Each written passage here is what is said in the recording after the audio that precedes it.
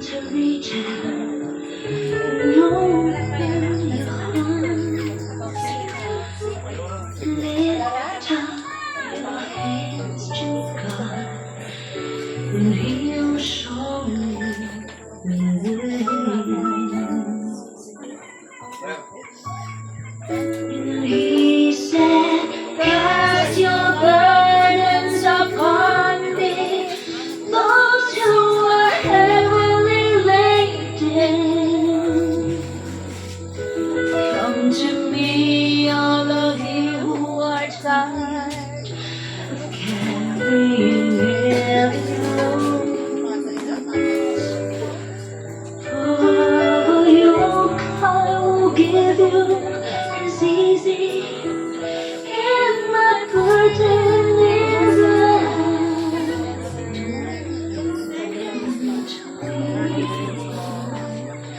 And I will give you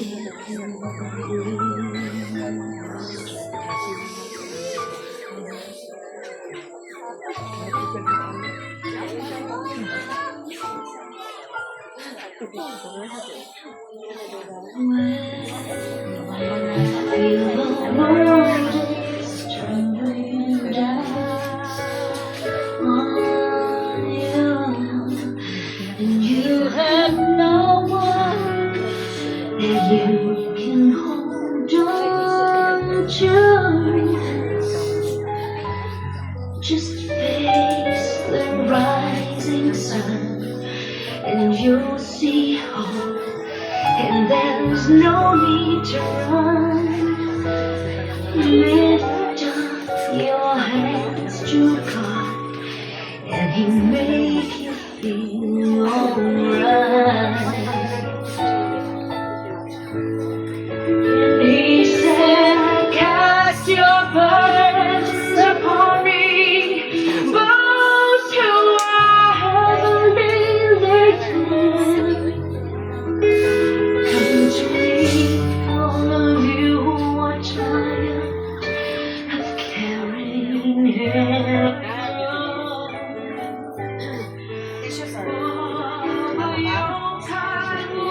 Tanang tulak, usa siya kasimple nga butang kung ato siyang tanawon. But flowers symbolize love and appreciation. Tanang tulak inyo nang i-offer sa kabaong sa inyong mahal sa kinabuhi as a sign of your love and appreciation diha kanila sa mga panahon na siya kauban kaninyo sa iyang mga nahimo nga mga maayong butang sa inyong kinabuhi, sa iyang wife, sa iyang mga anak, o sa iyang mga igsuon. This time, bagita or himuha ka ng bulak na offering ninyo diha sa iyaha as a sign of your love and appreciation to your brother, to your father, to the husband of mom,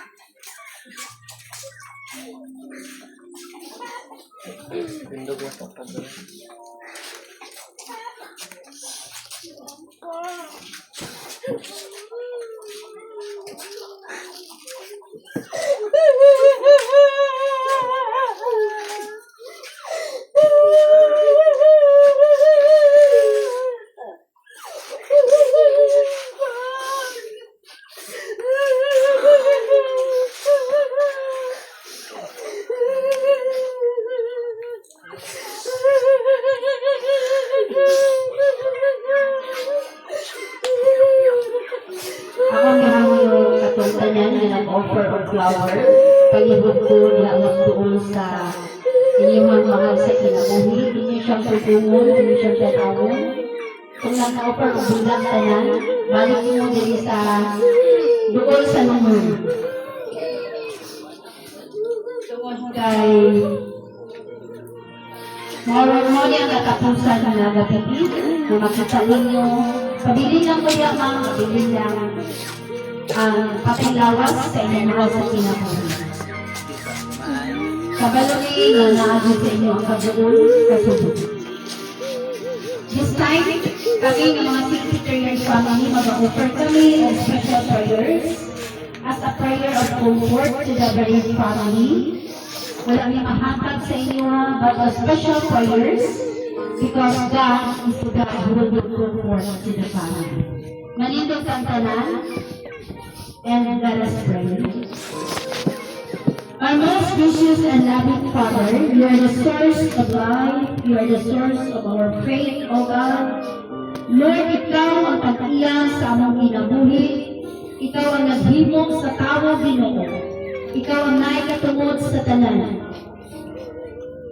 O ang katapusan o Diyos, na ikaw ang naikatungod, nga mubawi sa among kinabuhi nga hinulaman.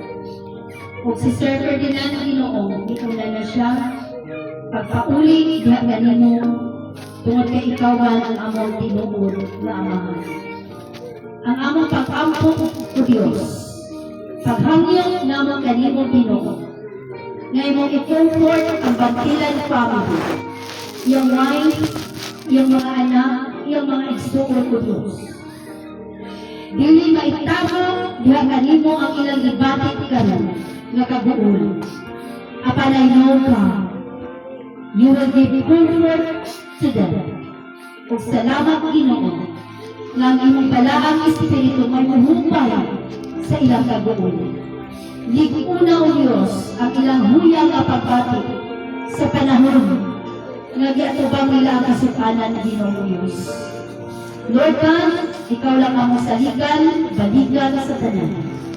Salamat Ginoo sa 54 years na imong ipahulam sa kay Sir Ferdinand ali sa kalibutan.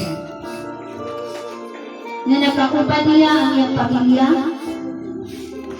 sa pipila na tuig Ginoo. Kung karon, hindi ko na siya nakuha. Nasayo ko Lord, na dili mo pasagdan ang iyang pamilya, ang iyang mga igsuon Ginoo. Thank you God sa inyong pag-support niya ang kanila.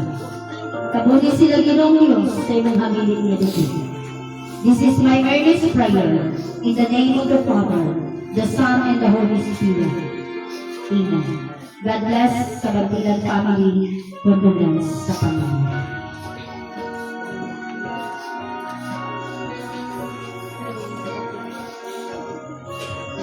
Pwede na tayo mabalik sa tungkol sa tagsatan ng Kuranan.